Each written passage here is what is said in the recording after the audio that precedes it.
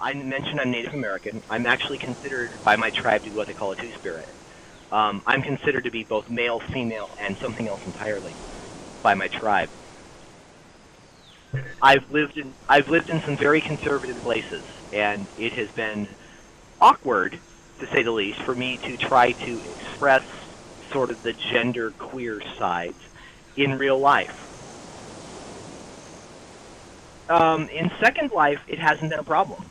I mean, like I said, the avatar that two of the alts that I use are presenting as female, and consequently, Yeah. that has allowed me to.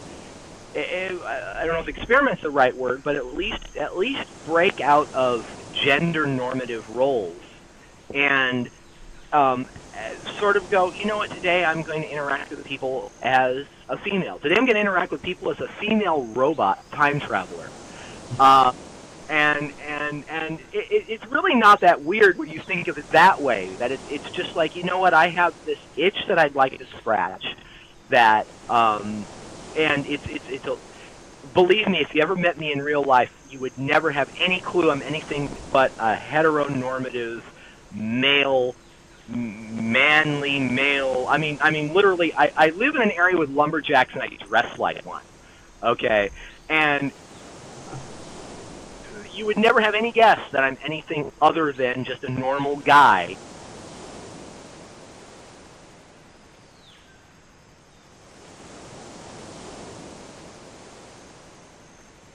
I have fostered many friendships, even a romance or two, with people on Second Life. My sister has very much so I was adopted as a child. I recently discovered I have a biological sister. Well, I've always known I've had one, but now I've actually been in contact with her and we've actually been talking. And she's a little, I guess you'd say, agoraphobic. She doesn't like being around a lot of people and likes to kind of sit in her room and be quiet.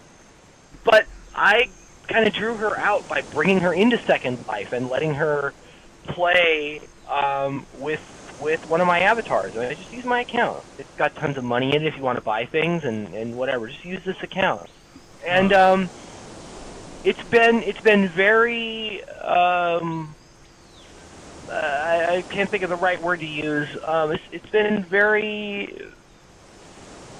It's been great for our relationship as long lost brothers and sisters because I mean here's something we have in common.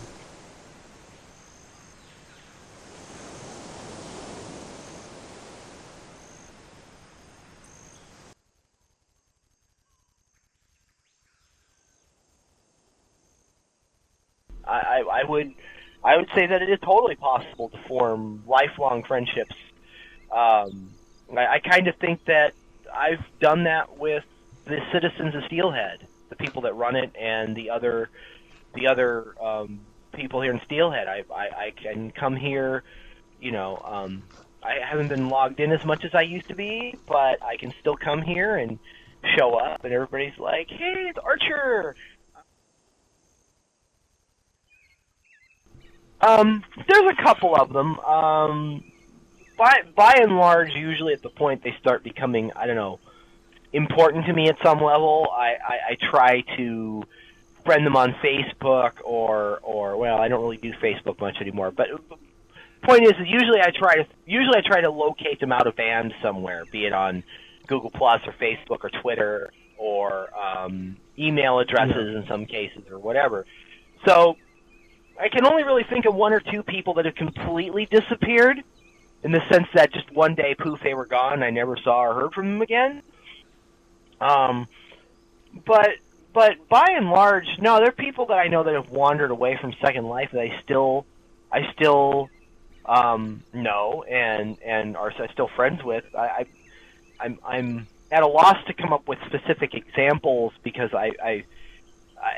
at that point of a friendship, where how did I meet you anyway stops becoming less of an issue and just gets forgotten to the sands of time.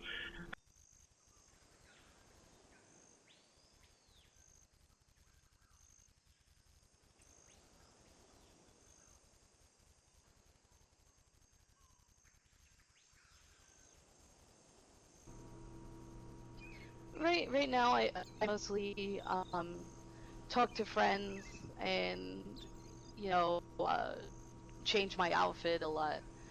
When I first joined Second Life, I was actually much more shy than I am now. I would avoid clubs and other people talking to me.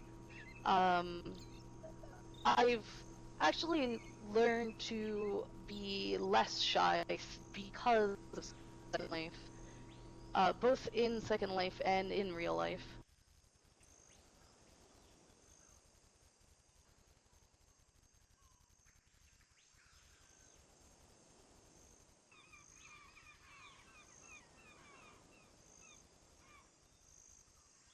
The nice thing about Second Life, though, is it does give you more of a sense of actually being there. Having an avatar makes you feel more, I don't know, connected to the other person you're speaking to than, say, just text on a forum. Because while they're not seeing you, they are seeing a representation of you in a sense. Yeah, I've actually met some really, really good friends. In fact, my best friend right now I met through Second Life. We've never met in real life yet, uh, just due to money reasons because he lives in the UK, I live in the United States. We talk pretty much every single day over Skype. He doesn't play Second Life that much anymore.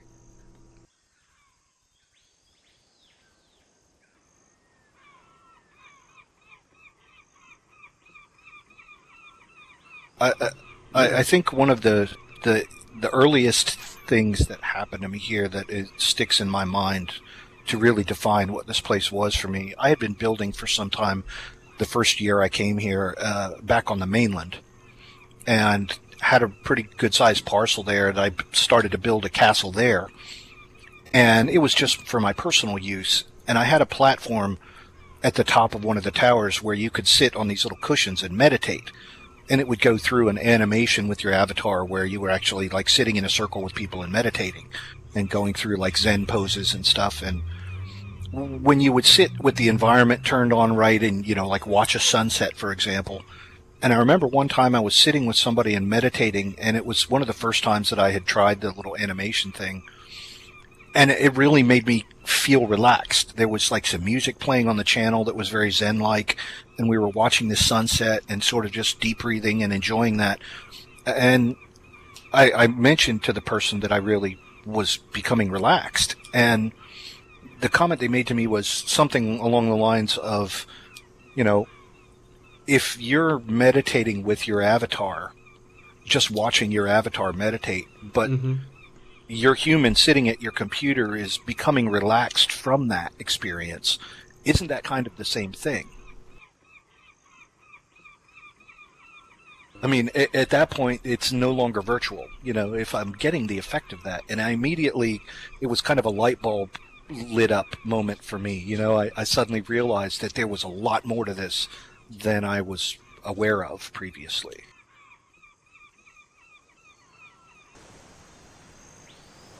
I always tell people if you want to understand what Second Life is like, go to a funeral here for someone that has passed away in real life.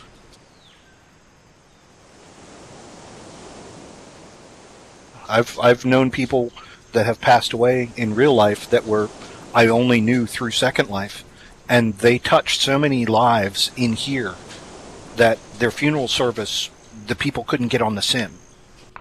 It was just a memorial to remember them and talk about them and share in that loss of that person, but there was no virtual to it. It was real people really grieving and trying to share in that loss and deal with the loss of that person. And it you can't help but be moved by that. It's no different to me than going to a service in real life for a friend. I've been moved just as much here as I ever was in that situation in real life.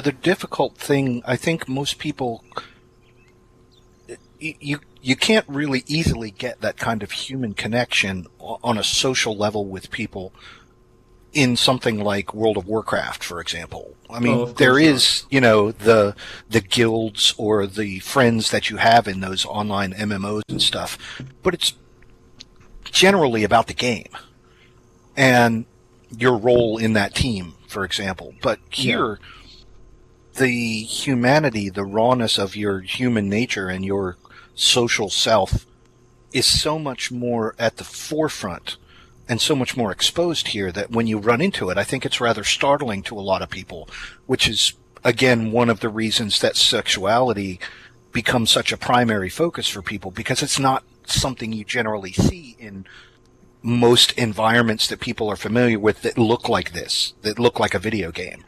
And to suddenly see, a robot fucking a horse is really shocking to people for the first time, and it becomes a primary, oh my God, you wouldn't believe what I saw. But once you know it's there, it's like it doesn't really matter. It's not something that's ever on my radar now that I'm here and I've seen that. I know I can go to places and find that, but to me, that humanity is why I kept coming back here, as opposed to being something that shocked me so much because it was so different from most video games.